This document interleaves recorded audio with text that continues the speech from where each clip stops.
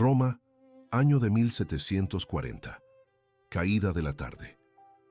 El sol desaparece detrás de las cúpulas y el aroma de piedra caliente se mezcla con el humo de las antorchas encendidas en los callejones. En un rincón apartado de la ciudad, donde las avenidas anchas dan paso a callejuelas estrechas y silenciosas, existe una pequeña iglesia que la mayoría de los romanos ni siquiera conoce por su nombre. Santa María en Cosmedin. Diminuta, oscura, prácticamente olvidada. Pero hoy como ayer, como hace semanas, hay una fila. No es una fila de nobles ni de mercaderes adinerados. Es una fila de personas que las otras iglesias de Roma raramente reciben. Un labrador con las manos endurecidas y las rodillas cubiertas de barro, una mujer que llegó de la calle abrazando un chal gastado, un hombre que acaba de salir de la prisión y aún carga en los ojos el peso de ese lugar, un analfabeto que nunca descifró una línea de la Biblia, pero sabe que necesita algo que los libros no ofrecen. Están ahí quietos, esperando a un sacerdote. Dentro de la iglesita, la llama de una vela oscila. El confesionario de madera oscura está en un rincón de la nave. Y ahí dentro, durante horas, un hombre escucha. Escucha sin apresurarse, sin juzgar, sin el aire de altivez que tantas personas humildes ya encontraron en otros sacerdotes. Escucha como si cada persona que se arrodilla ante ese velo fuera la única persona en el mundo. Como si el tiempo no importara. Como si cada alma que allí llega fuera un tesoro que solo necesitaba ser descubierto. Afuera, la fila no se deshace. Nuevos rostros aparecen. Se quedan. Esperan. Un niño de unos 12 años, sentado en un peldaño de piedra helada, observa esa fila con los ojos muy abiertos, como quien no comprende bien lo que está viendo. Su madre lleva un buen rato ahí dentro. Cuando ella sale, el niño nota que sus ojos están rojos, pero su rostro es otro, más aliviado, como si alguien le hubiera quitado de la espalda una carga que ella ni siquiera sabía que llevaba. ¿Qué ocurre dentro de ese confesionario de madera oscura, iluminado por una sola vela, que cambia a las personas de esa manera? La respuesta no está en esa iglesita, está en una ciudad pequeña del norte de Italia, donde un niño vino al mundo el 22 de febrero de 1698, hijo de gente humilde, sin riqueza, sin título, sin nada que llevara a imaginar que el mundo algún día sabría quién era. Ese sacerdote se llamaba Juan Bautista de Rossi. Y para entender quién era y por qué esa fila no tenía fin, hay que volver al principio, a un pueblecito llamado Voltaggio, donde todo comenzó. Voltaggio, 1698. Una ciudad pequeña enclavada entre las sierras del norte de Italia, en la región que hoy conocemos como Piamonte. Calles de piedra, casas bajas de paredes gruesas, el perfume del pan recién horneado, escapando por las ventanas abiertas a primera hora de la mañana, el tintineo de las cabras en el callejón del fondo. Una existencia sin prisa y sin ostentación, que giraba en torno a la familia, el trabajo y la fe. Fue aquí, el 22 de febrero de 1698, donde Carlo de Rossi y Francesca Anfosi trajeron al mundo a otro hijo, el cuarto, Juan Bautista. Carlo y Francesca no eran ricos, no poseían tierras, no tenían títulos, no tenían ningún bien que los diferenciara de los demás habitantes del pueblo, pero tenían algo que, según quienes los conocían, valía más que todo eso: una fe inquebrantable y un hogar donde Dios era tomado en serio. Los hijos crecían sabiendo que la oración no era un adorno, era el centro de la vida. Y Juan Bautista, desde pequeño, parecía haber comprendido eso de un modo diferente al de sus hermanos. A los 4 años de edad, 4 años, ya llamaba la atención por una amabilidad fuera de lo común y por una manera de actuar que no encajaba con un niño tan pequeño. No era una santidad impuesta ni cultivada artificialmente. Era algo que venía de dentro, como si ese niño ya trajera consigo una disposición natural para el bien que los adultos a su alrededor percibían sin poder explicar. Pero la vida sencilla de Voltaggio no podía darle al niño lo que necesitaba para desarrollarse. Y cuando Juan Bautista tenía 10 años, surgió una oportunidad de manera inesperada. Una pareja noble que fue a pasar el verano en Voltaggio quedó maravillada con el niño y pidió a la familia permiso para llevárselo a Génova. No como hijo adoptivo, como paje, Trabajaría en su casa a cambio de sustento y, lo más importante, de acceso a estudios. Carlo y Francesca escucharon la propuesta, miraron a su hijo de 10 años y dijeron que sí. Juan Bautista partió rumbo a Génova. Dejó atrás la casa, las montañas, los hermanos, el olor del pan por las mañanas. En Génova trabajó, estudió, aprendió. Pero la vida cobró su precio pronto. Fue en esa época, lejos de casa, cuando llegó la noticia de la muerte del padre. Carlo de Rossi había partido. El niño tenía quizás 11 o 12 años. Estaba solo en una ciudad grande, sin padre, sin la familia cerca. Pero había un primo sacerdote en Roma, Lorenzo de Rossi, canónigo de una pequeña iglesia, que se enteró de la situación y le hizo una invitación. «Ven a Roma», dijo el primo. «Aquí puedes estudiar de verdad». Juan Bautista tenía 13 años cuando partió hacia Roma, y Roma sería su hogar por el resto de su vida. Roma, 1711. Juan Bautista llegó con 13 años y los ojos abiertos a todo. La ciudad era enorme, bulliciosa, llena de iglesias y de miseria a partes iguales. Fue a vivir a casa de su primo Lorenzo, canónigo de Santa María en Cosmedin, y comenzó a estudiar en el Colegio Romano de los Jesuitas, una de las instituciones de enseñanza más respetadas de Europa en aquella época. En el Colegio Romano, Juan Bautista se encontró con los mejores alumnos de su generación. Estudió filosofía con profundidad y disciplina, y se destacó lo suficiente como para obtener un doctorado. Después completó sus estudios de teología con los dominicos, en una escuela cercana. La formación era de las más sólidas que un joven podía recibir en toda Italia. Pero Juan Bautista no era solo un estudiante dedicado. Incluso antes de recibir la ordenación sacerdotal, ya hacía un apostolado intenso. Dirigía grupos de jóvenes, visitaba a los pobres y abandonados en las calles de Roma, llevaba algo de consuelo a quienes la ciudad había olvidado. Era como si la espera por la ordenación fuera demasiado larga para alguien que ya sentía, con tanta claridad, que estaba aquí para servir. Y fue exactamente ese exceso lo que casi destruyó su sueño. Juan Bautista comenzó a negarse a sí mismo de forma desmedida. Dormía poco, comía aún menos, trataba su propio cuerpo con una severidad que superaba cualquier límite razonable. Creía que esa era la manera de volverse más santo. Pero el cuerpo no soporta lo que la voluntad impone sin ninguna medida. El resultado fue un colapso físico y mental que dejó marcas permanentes. Las crisis epilépticas comenzaron, y junto con ellas, una grave enfermedad en los ojos que comprometería su visión por el resto de su vida. He aquí el problema. La epilepsia era en aquella época motivo suficiente para impedir a cualquier candidato recibir las órdenes sagradas. Las reglas eran claras. Un hombre con crisis epilépticas no podía ser sacerdote. Juan Bautista miraba esa norma y sabía que podía ser el fin de todo. Pero alguien creyó en él. Alguien que conocía su historia, su fe, la profundidad de su vocación, y pidió una excepción. Se concedió una dispensa especial. Juan Bautista, con epilepsia y con la enfermedad en los ojos, aún así podría ser ordenado. Fue también en ese período cuando aprendió la lección más importante sobre la renuncia. La verdadera no está en castigarse, sino en aceptar con paz los sufrimientos que la vida ya trae.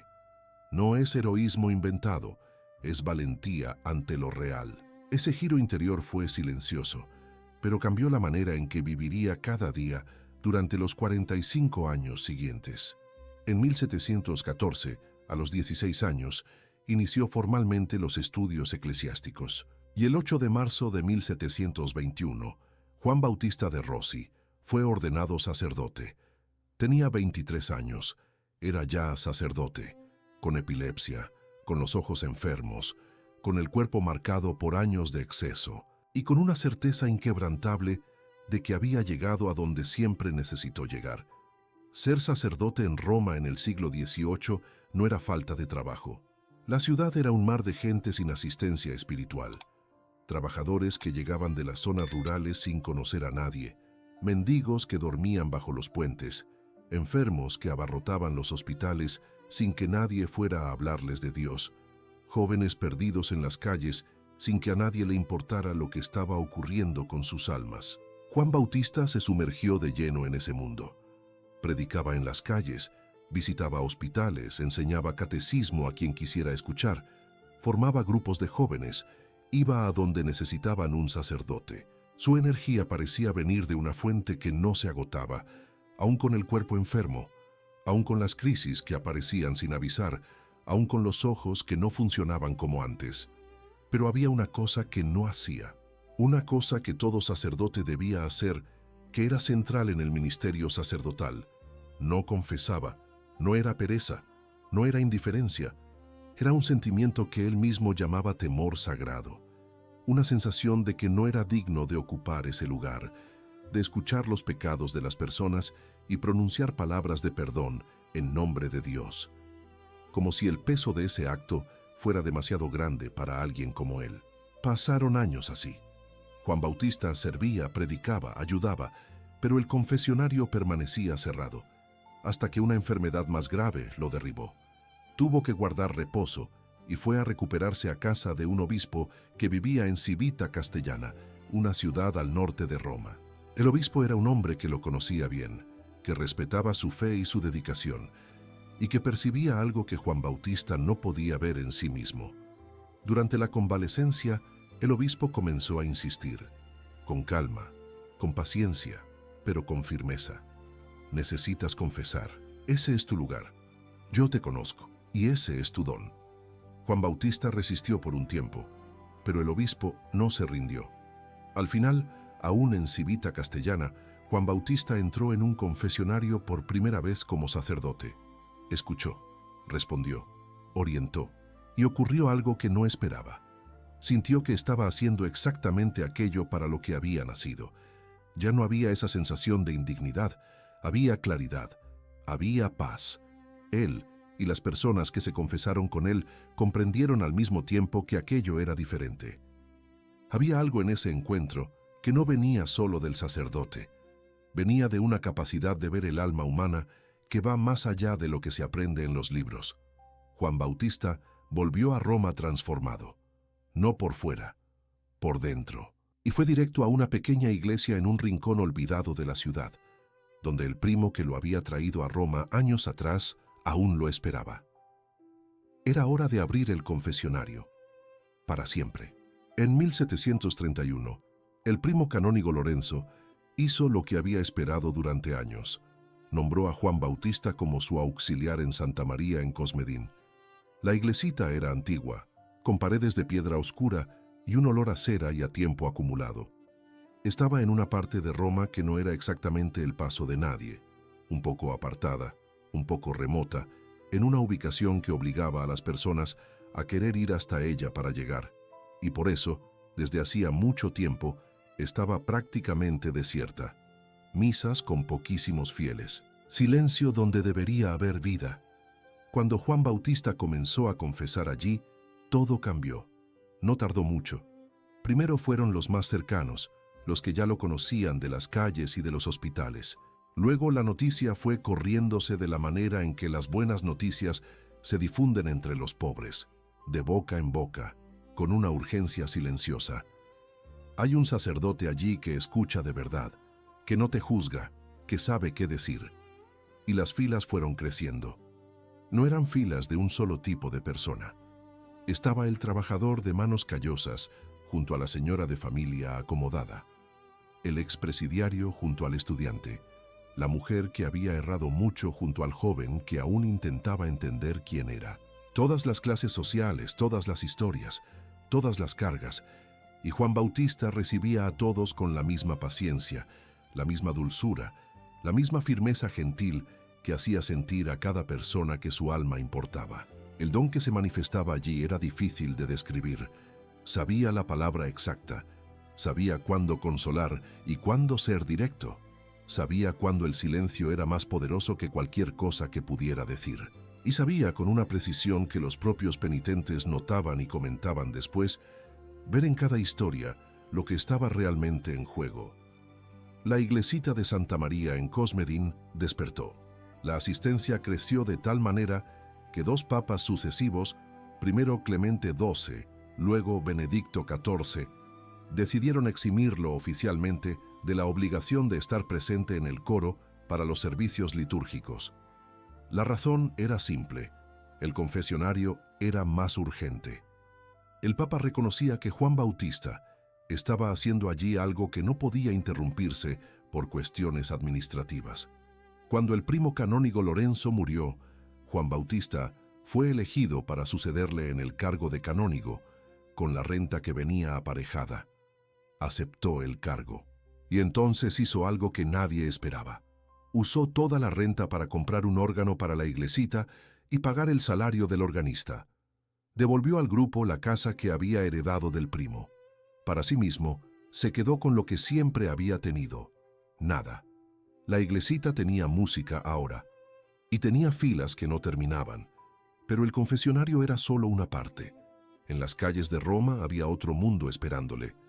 Roma en el siglo XVIII tenía dos caras. La primera era la de las iglesias doradas, las fuentes majestuosas, los palacios que dejaban sin aliento a los viajeros europeos cuando llegaban por primera vez.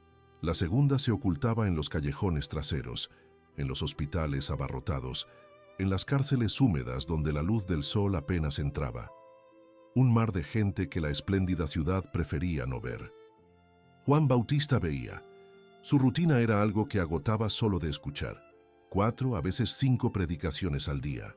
No solo en iglesias, en capillas improvisadas, en patios de conventos, en hospitales, en cuarteles, en las plazas de Roma al atardecer, cuando los trabajadores volvían del trabajo con los pies pesados y el corazón aún más pesado. Él estaba allí, de pie en un rincón de la plaza, y comenzaba a hablar, sin púlpito, sin ceremonia, como alguien que tiene algo importante que decir y no quiere esperar el momento perfecto para decirlo. Su lenguaje era sencillo, no era el latín rebuscado que usaban los letrados, era el habla de la calle, el italiano de los campesinos, la palabra directa de alguien que respeta a quien escucha y no siente la necesidad de impresionar a nadie. Y la gente se quedaba, escuchaba, volvía al día siguiente. En los hospitales iba más allá de las oraciones obligatorias. Se sentaba junto a los enfermos que no tenían visitas, escuchaba las historias de quienes ya no tenían a nadie a quien contárselas.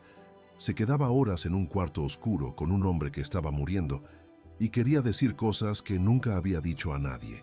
Los médicos notaban que los pacientes que Juan Bautista visitaba morían de otra manera, con menos miedo. ¿Conoces a alguien que siente que Dios está demasiado lejos para escucharlo? En las cárceles, el trabajo era otro tipo de desafío. El olor era fuerte. La humedad se pegaba a las paredes. Los presos miraban a cualquier sacerdote que entraba con una mezcla de desconfianza y esperanza que dolía ver. Pero el Papa Benedicto XIV vio en Juan Bautista a la persona indicada para una tarea específica. Lo encargó oficialmente de las catequesis para los prisioneros de Roma. Y Juan Bautista fue, cada semana, con la misma dedicación con la que iba al confesionario. Lo que los presos encontraban en él no era un sacerdote que los toleraba por obligación. Era alguien que veía en ellos, detrás de toda la historia, de todos los errores, de todo el peso, un alma que merecía la atención de Dios. Y eso, para quien está en una prisión, es un regalo que pocas personas saben dar. Los romanos que lo observaban desde lejos fueron encontrando una comparación para él. Decían, es un segundo San Felipe Neri, el sacerdote del pueblo, el apóstol de los olvidados. Pero predicar, confesar y visitar aún no eran suficientes para Juan Bautista. Necesitaba construir algo. Había una realidad en Roma que Juan Bautista veía a diario y que lo inquietaba de una manera que no le dejaba descansar. Hombres jóvenes sin hogar, sin familia, sin a dónde ir, y mujeres en una situación aún más vulnerable, vagando por las calles sin protección, sin trabajo, sin nadie que se preocupara por lo que les ocurría. La confesión podía transformar un alma, pero el alma aún necesitaba un techo, una comida, un lugar seguro para pasar la noche. Juan Bautista no tenía dinero, no tenía renta, lo había donado todo. Tenía solo la fe y la convicción de que Dios no envía una misión sin los medios para cumplirla. Y los medios llegaron. Un bienhechor que prefería no ser nombrado le dio 500 escudos. El propio Papa, al enterarse del plan, añadió 400 más. Con 900 escudos en total, no mucho, pero suficiente para empezar, Juan Bautista alquiló una casa y creó un albergue para mujeres necesitadas que andaban por las calles sin protección. Llamó al lugar Casa de San Luis Gonzaga. El nombre no fue elegido al azar. San Luis Gonzaga era el modelo de vida que Juan Bautista había adoptado desde sus años de estudio en Roma. Un joven noble que renunció a todo por amor a Dios y a los pobres, que murió cuidando a enfermos de peste, que demostró que la santidad no elige origen ni clase social. Era el espejo en el que Juan Bautista se miraba cuando quería saber si estaba en el camino correcto. Después llegó la Casa de Santa Gala para hombres necesitados. Y después, la Pía Unión de Sacerdotes Seculares, un grupo de sacerdotes que Juan Bautista reunió y organizó, todos volcados al apostolado entre los pobres de Roma, todos siguiendo el mismo principio. La misericordia necesita tener una dirección, una puerta. Necesita ser un lugar donde cualquier persona pueda llamar y encontrar a alguien al otro lado. ¿Cuántos hoy no tienen a dónde ir y no saben que hay alguien rezando por ellos? Juan Bautista dirigía esas casas con el mismo estilo con que llevaba el confesionario, con dulzura, con firmeza, sin tratar jamás a quien llegaba como un problema que resolver. Cada persona que tocaba la puerta era una historia, y cada historia merecía atención. La Pía Unión que fundó creció y se convirtió en una de las más respetadas entre el clero romano. Reunió a lo largo de los años algunos de los nombres más importantes de la Iglesia en Roma, y continuó activa durante 2 siglos enteros, hasta 1935. Todo eso construido con 900 escudos, 2 pulmones cansados, una visión comprometida y una fe que no sabía lo que era retroceder. Pero el cuerpo tiene límites, y el cuerpo de Juan Bautista estaba llegando a los suyos. La epilepsia había acompañado a Juan Bautista desde sus años de estudio. La enfermedad en los ojos también. Durante décadas vivió con esas 2 compañeras no deseadas, negándose a dejar que marcaran el ritmo de su vida.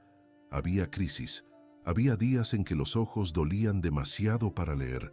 Había mañanas en que el cuerpo simplemente no quería cooperar. Y aún así se levantaba, iba al confesionario, predicaba en las plazas, visitaba los hospitales, atendía en la Casa de Santa Gala, volvía a la iglesita, escuchaba otra fila de penitentes antes de dormir. La paradoja que las personas a su alrededor percibían y comentaban era perturbadora. Cuanto más enfermaba, más trabajaba, como si supiera, sin decirlo en voz alta, que el tiempo se iba acortando y que aún había muchas almas esperando afuera. Los últimos meses fueron distintos. La enfermedad avanzó de una manera que ya no permitía ignorarla. El cuerpo que había sostenido esa misión durante 45 años de sacerdocio estaba cediendo por completo. Juan Bautista quedó postrado en cama. Las visitas dejaron de ser hechas por él y pasaron a ser hechas a él. Las personas a quienes había ayudado durante décadas venían ahora a sentarse a su lado, a tomarle la mano, a rezar por él con las mismas oraciones que él había enseñado a muchos de ellos. El 23 de mayo de 1764, Juan Bautista de Rossi murió. Tenía 66 años.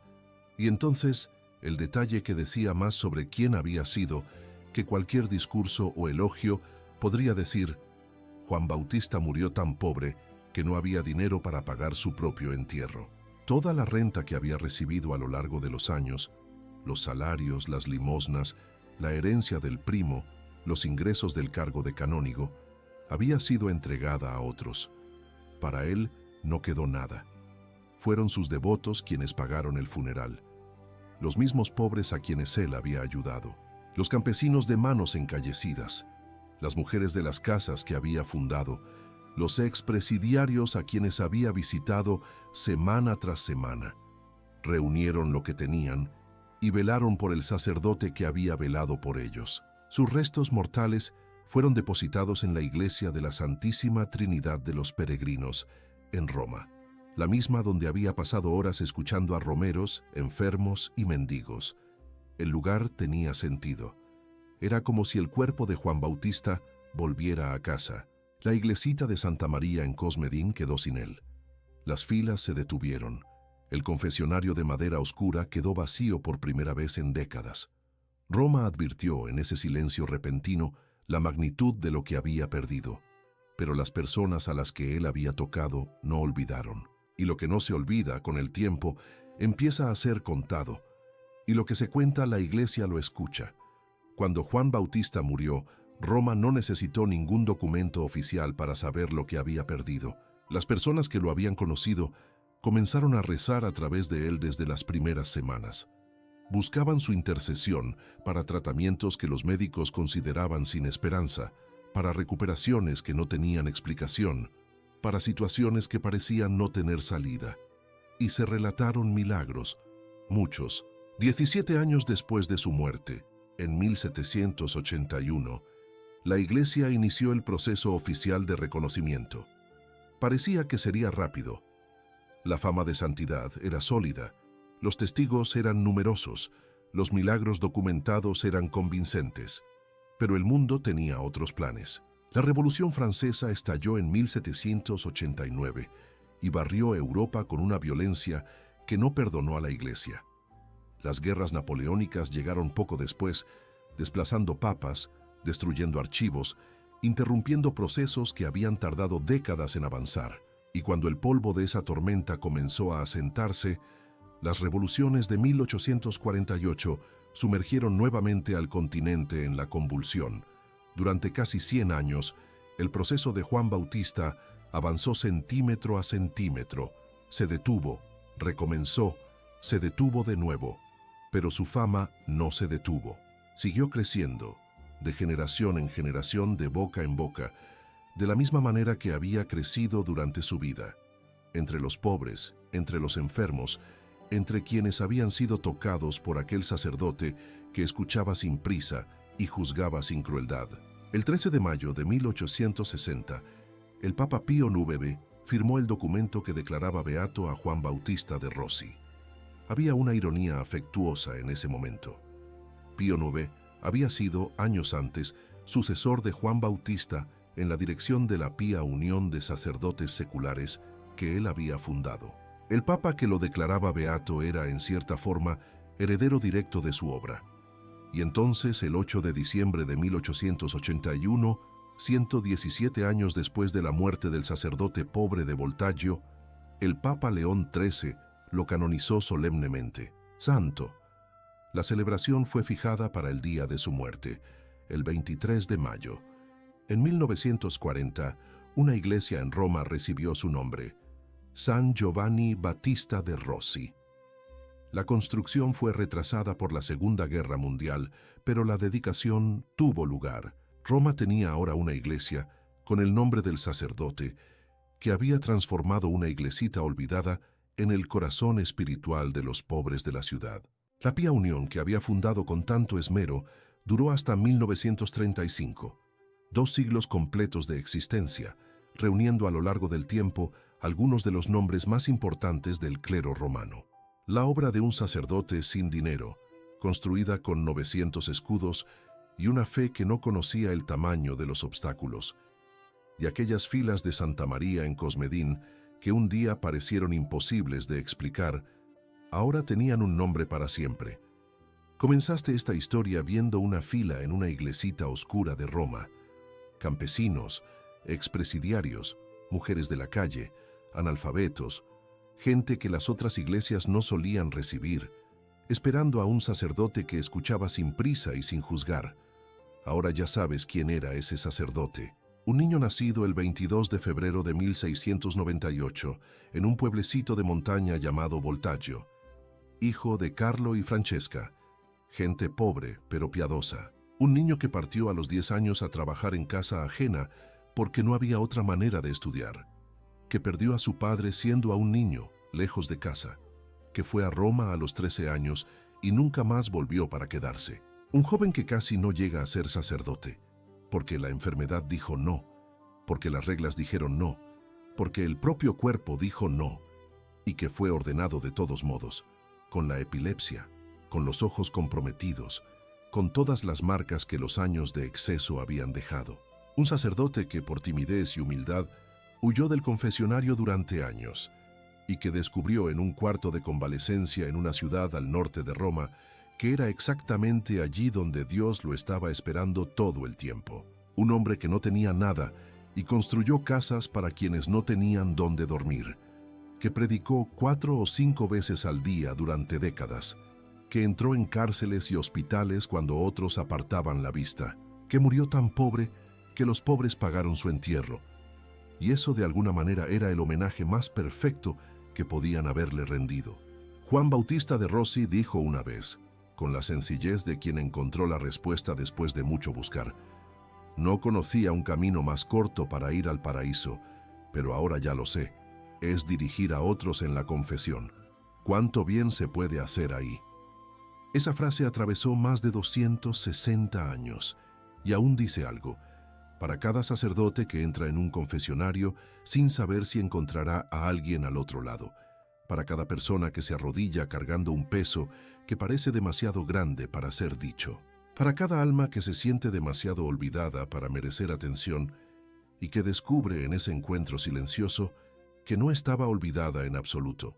Cuando alguien invoca a San Juan Bautista de Rossi hoy, está invocando a ese sacerdote concreto, el que no tenía miedo de escuchar, el que veía lo bueno en cada persona antes de ver lo que estaba mal, el que pasó toda su vida entre quienes nadie quería cerca, el niño de Voltaggio que encontró el camino más corto hacia el paraíso y pasó 45 años mostrando ese camino a todos los que tenían el valor de llegar hasta él.